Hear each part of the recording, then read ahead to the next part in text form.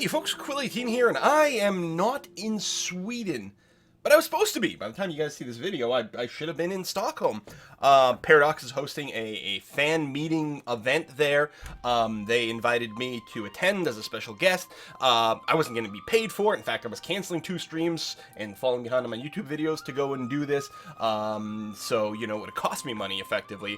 I was going to fly like a total of something like 27 hours in transit between the flights and airport time and all kinds of stuff to basically be in Stockholm for a day to attend this. But I wanted to go because these kinds of things are fun. I really like the people from Paradox. It was going to be fun to see them again, hang out and say hi. I love meeting up with fans of, well, video games in general and also viewers of the channel. You guys know whenever I travel, I try to organize my own sort of fan meets and that sort of thing. You know, so I was all looking forward to it. But I'm not there. And why is it? Because of flights. Now here's the thing.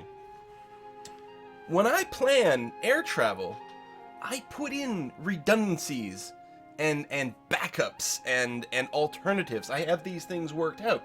So I was leaving from my town, from the regional airport here at 6:30 p.m.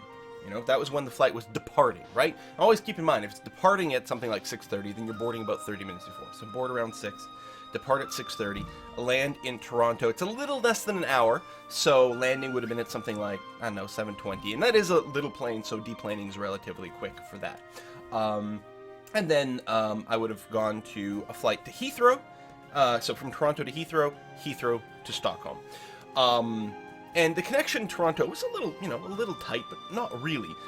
If the flight leaving Sudbury, leaving my hometown, had been delayed by up to, say, 30 minutes or so, which for a small regional airport, 30 minutes is a crazy massive delay because the planes take about 2 seconds to load and unload. There's no real traffic there, so you don't have to worry about the time to taxi to runway. You don't have to wait for another plane to be landing or taking off or something like that. You can basically just go. So a 30-minute delay is like substantial at a regional airport like this. So up to a 30-minute delay, I would have been fine. You know, I would have been running across Pearson, but it's not the first time I've done that. I know Pearson very well. I could have done that. No problem. If the delay had been any longer than that, then definitely I wouldn't have been able to make my connection to Heathrow. But, again, backups and plans. An hour after the flight that leaves from Toronto to Heathrow, there's another one that goes Toronto to Frankfurt, and I can go Frankfurt to Stockholm, and it's all within the Air Canada Star Alliance network. They could have just shifted things, no problem. That would have been okay. So, you know, you have these backup plans. No worries. That's before it turned into a 4-hour delay. So I get to the airport, you know, I go through, I check in, do that, go through security, start waiting. At about 6 p.m., which is when we're supposed to start boarding, that's when I noticed that the plane's not here yet, first of all, right? And this is when the tweets start. You can actually follow the timeline of events by going on my Twitter. So at 6 p.m. I noticed, oh, the other plane's not even here yet. But, you know, again, that happens. Maybe it's going to be 10 minutes late. Again, most likely we'll still be boarding and then taking off by 6:30. I've seen that sort of thing happen before. And indeed, the plane does arrive, you know, and it's like, okay, yeah, that's fine. That's okay. 6:30 comes. We're still not boarding. Hell, there's not even an agent at the gate. So there's no one there for us to ask questions to. Good job, by the way, Air Canada / Sudbury Airport. No one at the gate, no one to answer any questions. It's 6:30. We're supposed to be departing now. No one at the gate. You know, no announcements, anything like that. All right, but you know, again, that's fine. You know, we can make this work out. 7 o'clock comes around, and again, no one at the gate. Nothing going on. Technically, if we left like right at 7, again, I should be able to make my Heathrow connection. It's getting a little tighter, and I'm starting to get worried. I think it was a little after that, close to almost 7:30, I think, when they finally announced that the airplane had some technical issues and that the flight was canceled / being rescheduled for 10 p.m. So almost 4-hour delay over here. Well, that's not entirely true because, again, planning, you know, these backups and stuff like that. There's actually an 8:30 flight from Sudbury to Toronto that I could take. But now we start to run into problems. First of all, turns out the 8:30 flight was moot because we all run over to the Air Canada counter, the actual check-in counter, so that we can, you know, reschedule and change our tickets. Again, there's no one there. It took about 20 minutes after that announcement, so we're already an hour after our plane was supposed to leave, then they make an announcement, and then it's almost 20 minutes before there's anyone even at the check-in counter.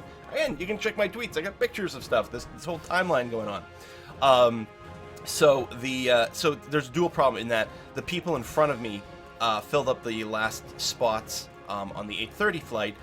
But not only that, by the time I actually got up to the counter, the queue had advanced enough for me to get to the counter and start talking. It would have been too late for me to get on the 8:30 flight anyway. So that was like doubly missed the 8:30. There was no hope there. So this is 10 p.m. So I'm like, okay, well, right, plan A, B, and C, because there's also a flight from. So if Toronto to Heathrow doesn't work out and Toronto to Frankfurt doesn't work out, there's also Toronto to Copenhagen. That is also an option. And all those airports have lots of flights throughout the day that end up going to Sweden, or to Stockholm, to Arlanda. So I would have worked something out. But now all of a sudden, it's too late because I don't know why this is. I don't understand. Like, airports are sort of open 24 hours a day, but there's like, at some point they start like departing flights. I don't know. I guess no one wants to go to the airport like 2 a.m. or something like that and get an airplane. So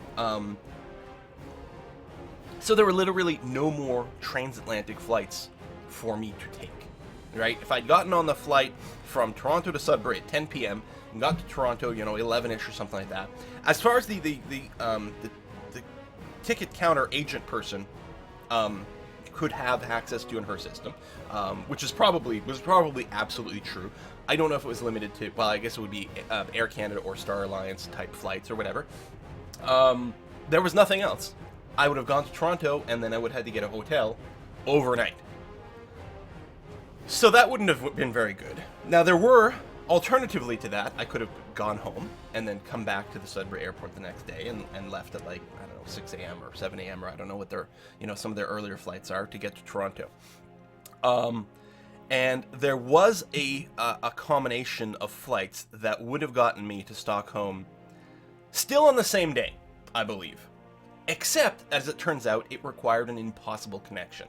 There was some flight, I don't remember the times for this one, but there was a flight that I would have been able to catch from Toronto to Heathrow, and then there would be another one from Heathrow to Stockholm, except that the time between arrival, or landing at Heathrow, and departure from Heathrow was 30 minutes. And keep in mind now, this is not, I don't have 30 minutes to walk from one gate to another. No, that's landing. When you land, then they've got a taxi to the gate.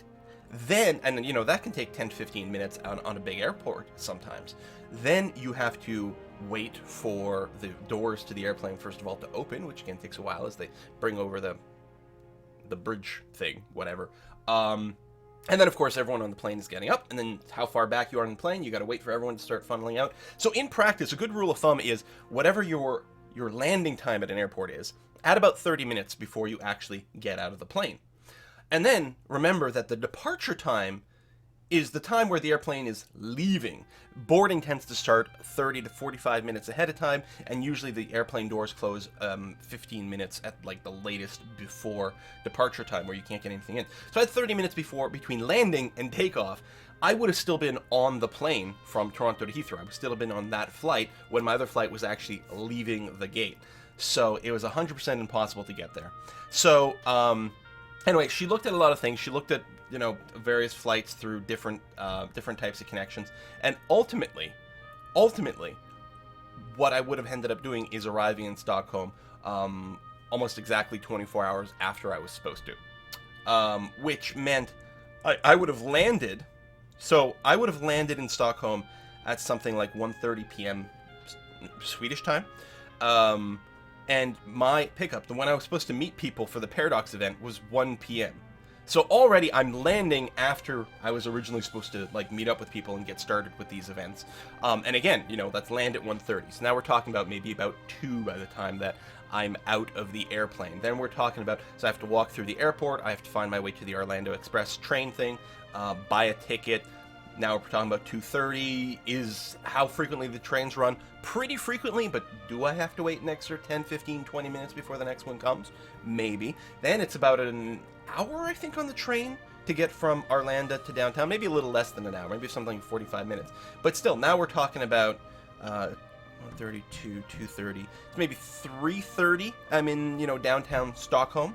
Then I've got to transfer over to Subway. I got to buy a Subway ticket. I got to transfer onto the Subway, go down 3 stops to get off there, to go to the hotel. Now maybe, okay, so that was 3:30, so now it's maybe 4, check into the hotel, get my room keys, find out the Wi-Fi password, do all that. Talking about 4:30.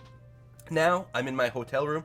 I haven't showered, I haven't slept. I mean, no one can really properly sleep on planes, but I really can't. Like, it's just impossible. Every now and again, I can sometimes nod off for like 5 or 6 minutes, and that's about it.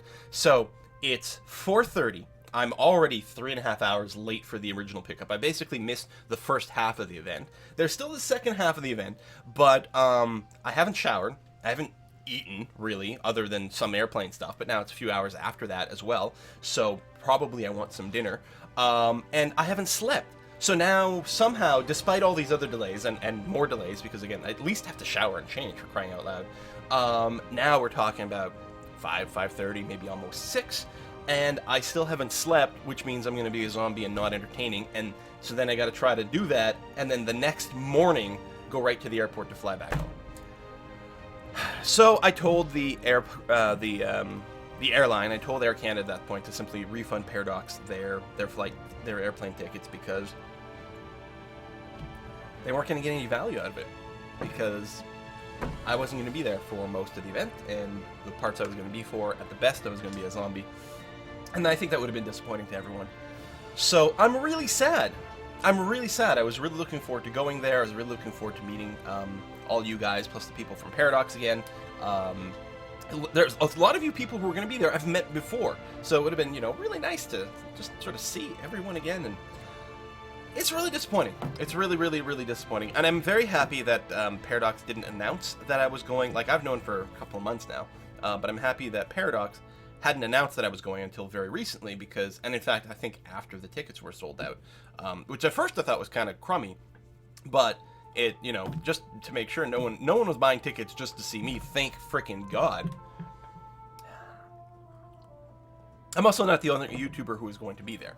So there'll be, at the very least, you should say hi to Kiss for Luck, my mother-in-law, who's going to be there, who some of you may know, especially from, oh, she just tweeted, on my way to Stockholm, woo!